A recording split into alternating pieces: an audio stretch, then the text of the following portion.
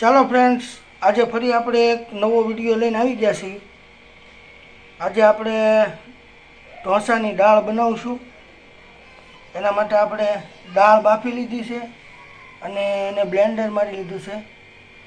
હવે દાળના વઘાર માટે આપણે તજ, આખા લાલ મરચાં, તમાલપત્ર, લીમડો, બાદિયા, આ બધા ગરમ મસાલા, ખડા મસાલા લીધા છે।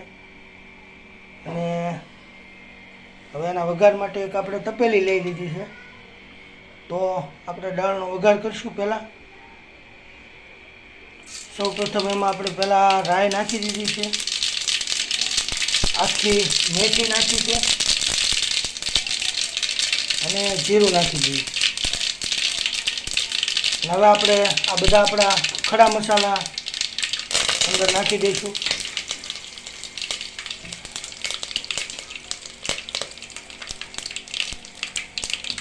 આપણો મસાલો બધો સતળાઈ ગયો છે, એમાં દાળ નાખી દેવાની।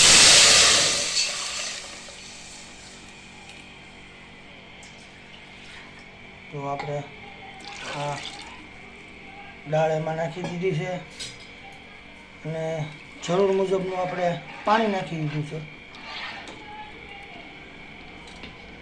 હવે આપણે એને ઉકળવા દઈશું થોડીક।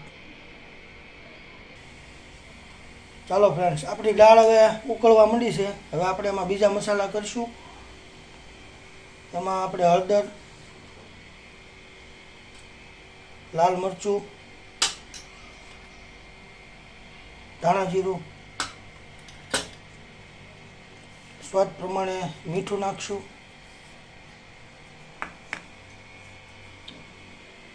અને થોડીક આપણે ખાંડ નાખશું ખટાશના બેલેન્સિંગ માટે।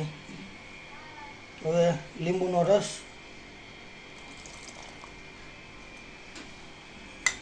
અને હવે આપણે એમાં આદુ, મરચાં, કોથમીર એ બધી વસ્તુ નાખી દેવાની છે અને સરસ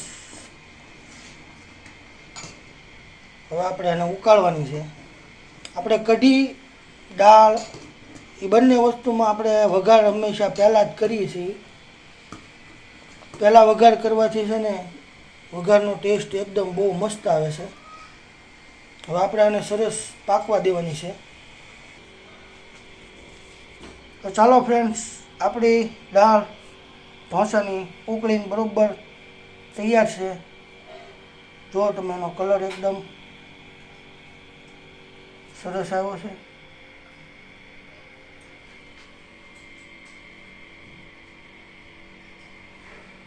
જો તમને અમારો આ વિડીયો અને અમારી રેસીપી ગમી હોય તો અમારા વિડીયોને લાઈક, ફોલો અને શેર કરજો।